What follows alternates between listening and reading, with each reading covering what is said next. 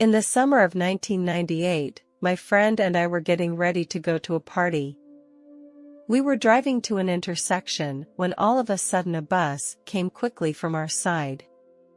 Everything happened so fast that we didn't have time to react in any way. I heard a loud bang. Then time seemed to slow down, like a slow-motion scene in a movie. I watched as the windshield continued to shatter, like a layer of frost on the glass. Shards of glass began to fly everywhere. I looked out the window with fear in my heart. We were getting closer and closer to the concrete piles on the side of the road, and they were like relentless behemoths waiting for us. I realized that we could die in this crash. In that moment, many things flashed through my mind. I thought of my family and those unfulfilled dreams. I regretted not cherishing every moment of my life. Suddenly, the noisy sounds around me disappeared, and so did the bumpy feeling. I felt a pair of warm arms holding me tightly. Although I couldn't see him, I could feel his presence, his care and guardianship over me. In his embrace, I felt liberated in body and soul. I began to move upward. As I looked down, I saw the tragic scene of the crash. The vehicle was badly deformed from the impact. Shards of glass were scattered all over the place. The surrounding roads had also become very chaotic. The scene of the crash was filled with tension. I saw police cars and ambulances coming to the scene. I saw myself being carried on a stretcher. My face was pale and expressionless. I did not feel fear or pain because I knew I was now safe. I had come to a place of light where there was no pain or worry, only peace and love. Here I felt an intense joy and happiness. After a while, we finally reached our destination. To my right was a city that was built with glass-like materials that shone with a brilliant light.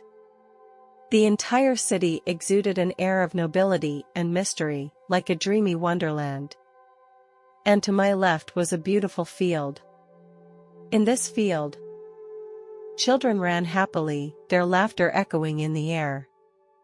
I also see many animals. This is a happy paradise where all creatures live together. I was going to continue along the creek. The angel beside me stopped me, and I could finally see his face clearly. He was very handsome, about 30 years old. He was wearing an elegant beige robe that gave off a warm glow.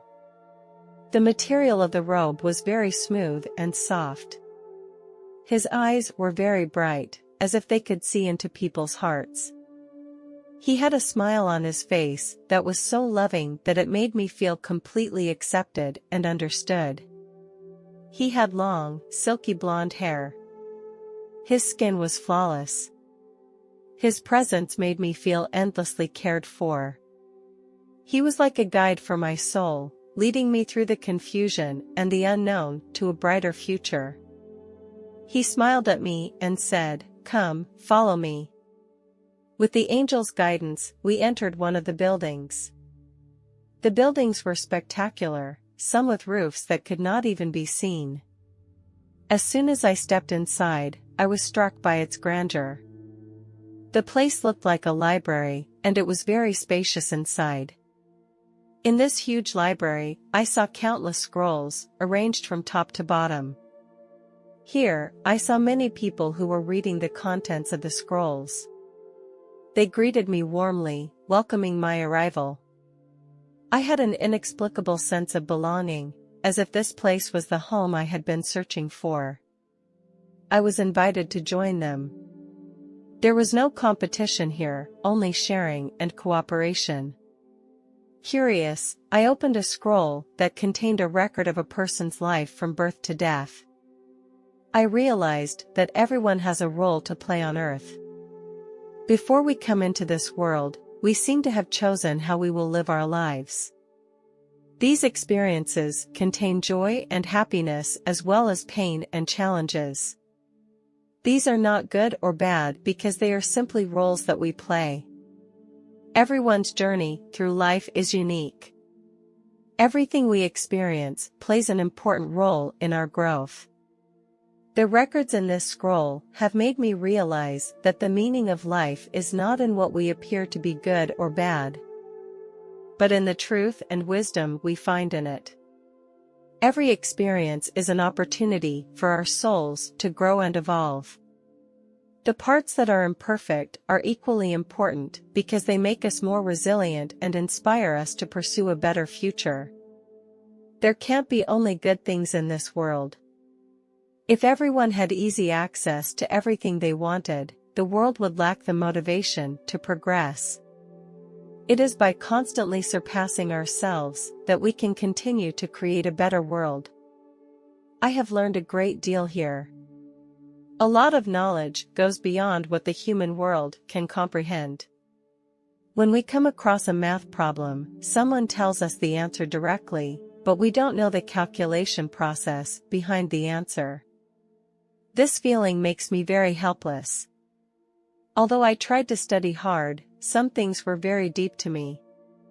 Finally, the angel told me that it was time to go back. I felt very sad. I longed to continue learning and growing here. With the angel's guidance, I began to descend. Everything around me became smaller and smaller, as if it were a picture of distance. I slowly felt the weight of my body. The ethereal feeling was fading. The scene around me began to blur, as if it was covered by a layer of fog. This process lasted for some time, giving me enough time to review the experience.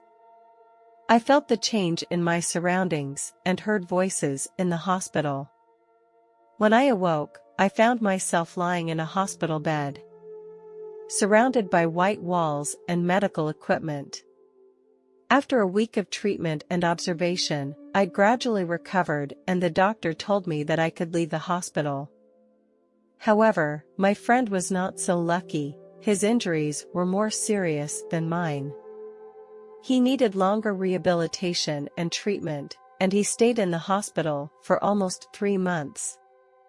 This experience made me realize deeply the preciousness and fragility of life. We should cherish every day and the people around us.